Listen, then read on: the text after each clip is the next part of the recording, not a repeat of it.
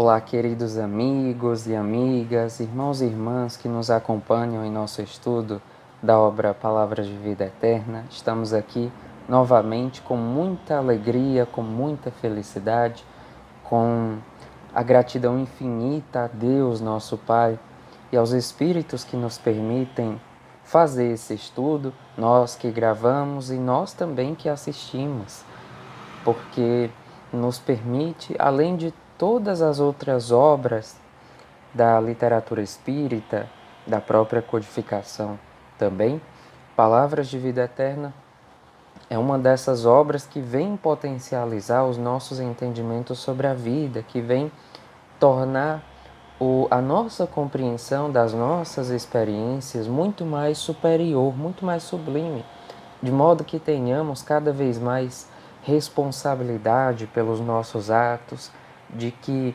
sejamos e estejamos, portanto, conscientes das nossas ações, das construções interiores do nosso próprio espírito, de modo que no amanhã possamos esperar colher o que foi plantado hoje, e que essa sementinha que seja plantada hoje possa ser boa, desse caráter que realmente vai gerar frutos, bons frutos, e que poderemos colher no amanhã sem nos preocuparmos com as dores, com as amarguras, com as expiações por vezes tão dolorosas, e então nos torna muito mais conscientes e responsáveis em nossa própria conduta.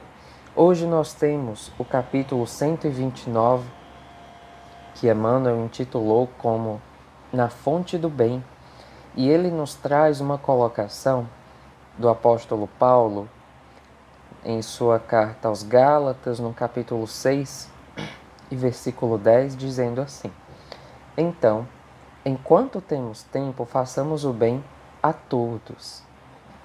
Inicialmente, essa colocação do apóstolo Paulo é uma advertência, tanto lá na própria carta, quanto para nós que hoje estamos tendo acesso. Enquanto tivermos tempo, e sempre temos tempo, façamos o bem a todos. E Emmanuel diz assim: muita gente só admite auxílio eficiente quando o dinheiro aparece. Entretanto, há serviços que o ouro não consegue remunerar. Há vencimentos justos para os encargos do professor. Todavia, ninguém pode estabelecer pagamento aos sacrifícios com que ele abraça os mistérios da escola. Existem honorários para as atividades do médico.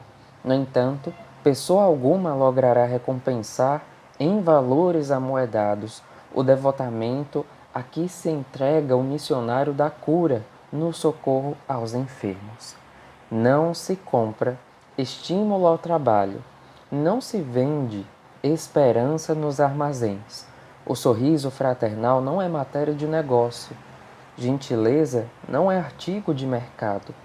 Onde a vida te situe, aí recolherás todo dia múltiplas ocasiões de fazer o bem.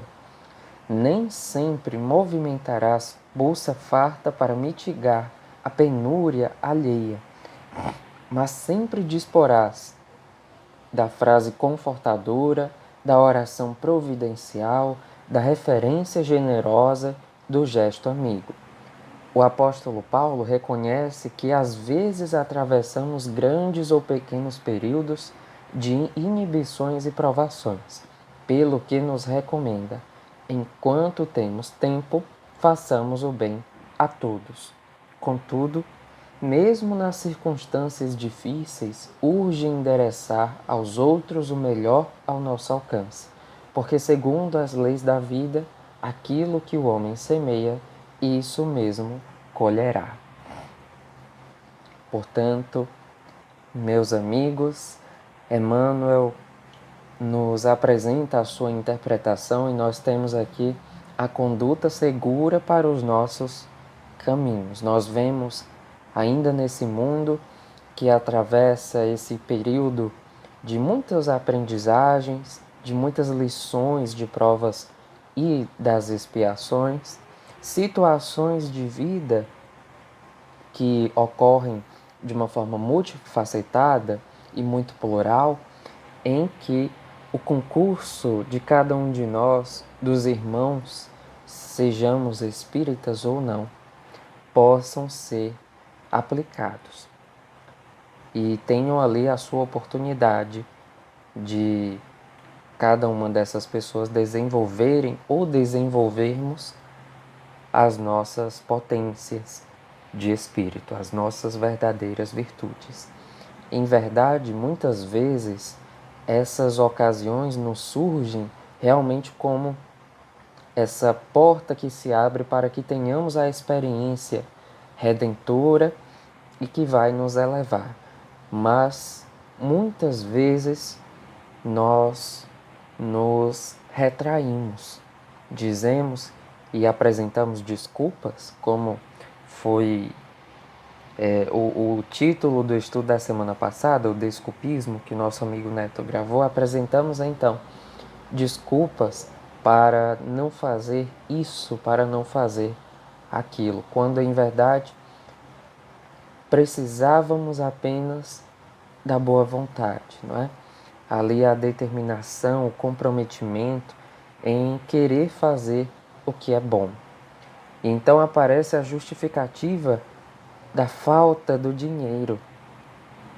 E essa visão é tão materialista ainda, porque é como se a outra pessoa, é como se nós, espíritos encarnados, precisássemos apenas do meio material.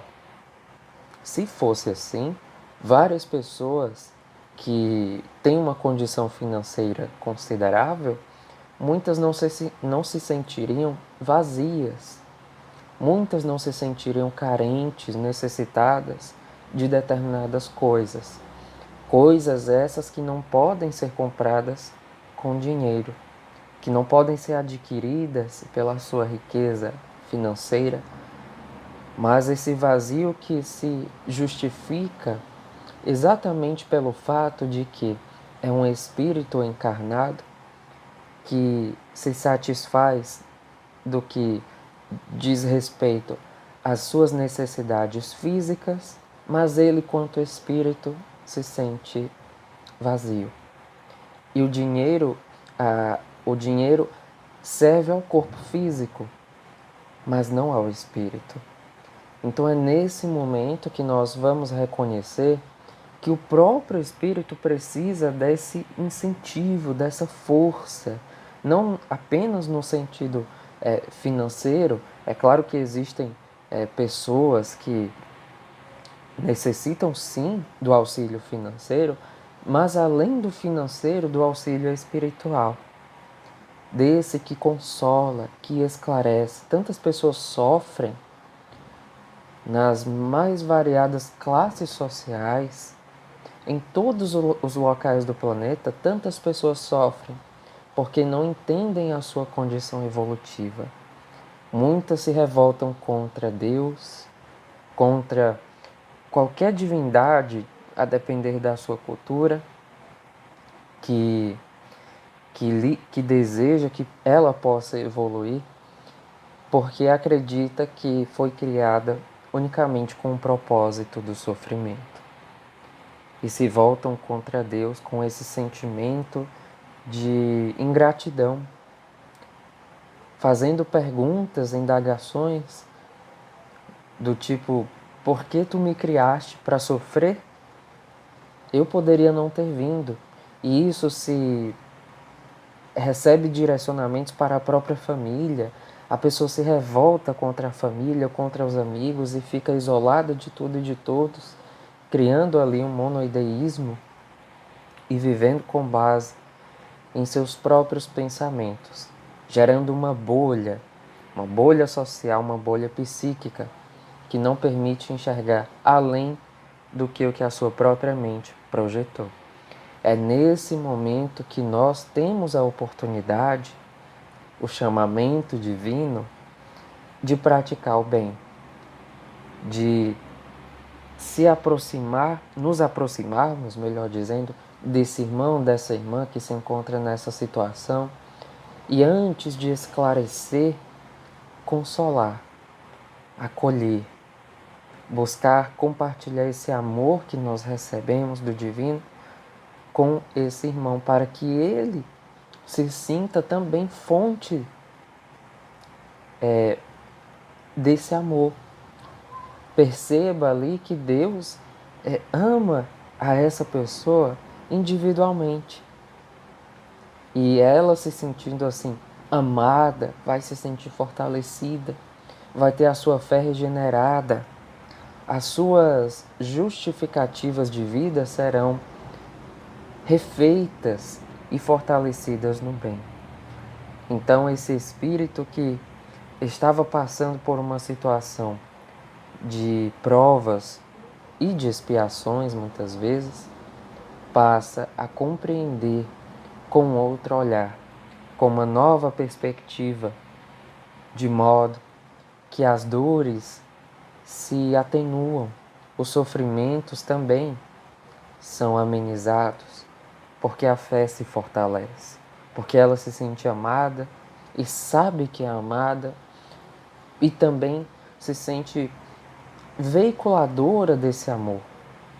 Ou seja, percebe-se como uma das formas de ação de Deus para as criaturas, para toda a criação. Não nos limitemos por essa questão financeira. Muitas são as pessoas que não necessitam de um auxílio financeiro, que precisam, sobretudo, de auxílio moral, de um amparo espiritual. E todas as vezes em que usamos esse argumento como uma razão, uma justificativa, nós estamos nos impedindo de ser instrumentos de ação da espiritualidade benfeitora e também tornando menos breve o encontro daquela pessoa com essas palavras, com esses ensinamentos, com esses esclarecimentos. Um exemplo que nós podemos utilizar é quando em nossas casas espíritas, às quais nos vinculamos em nossos trabalhos, vemos pessoas que buscam, sobretudo, o amparo espiritual, que buscam esclarecimento para a sua vida, para si ou para alguém da família, um amigo, uma amiga. E quando nós mesmos nos dirigimos, nos direcionamos ao centro espírita, é porque sentimos e sabemos que nosso espírito precisa desse alimento, o alimento espiritual. É claro que para alguns vai ser a parte moral, a parte do entendimento. Para outros vai ser a parte moral, a parte do entendimento e o trabalho no bem, que edifica, que transforma, que refaz, que eleva e que ilumina. Portanto, queridos amigos, queridas amigas, não nos esqueçamos desses estímulos que dimanam de cada um de nós, que fortalecem a vida do outro, que nos faz como que ser farol para irmãos que andam em uma consciência sem iluminação.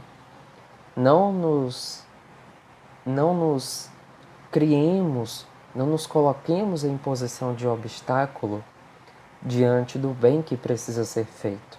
E ele, a todo momento, se apresenta em todos os dias e sempre para todos nós, porque em verdade nós somos essas pessoas que podemos praticar esse bem.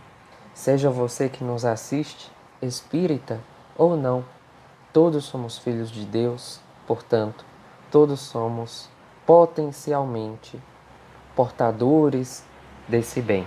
Precisamos nos compenetrar cada vez mais dessa realidade, nos firmar cada vez mais nesse propósito de Deus para a nossa vida, de modo que a terra e os espíritos encarnados e desencarnados possam ser cada vez mais, ou melhor, possamos ser cada vez mais acolhidos pelo bem de Deus que se manifesta por cada um de nós à medida em que permitimos. Muito obrigado a cada um que nos acompanhou até aqui. Que Jesus nos abençoe no propósito da prática e da manutenção do bem e da nossa bondade interior. É uma coisa que é gerada para que possa causar outra. A nossa bondade gera o bem e o bem gera a nossa bondade. Portanto, trabalhemos e estejamos firmes na certeza de que o que plantarmos hoje será o que amanhã colheremos.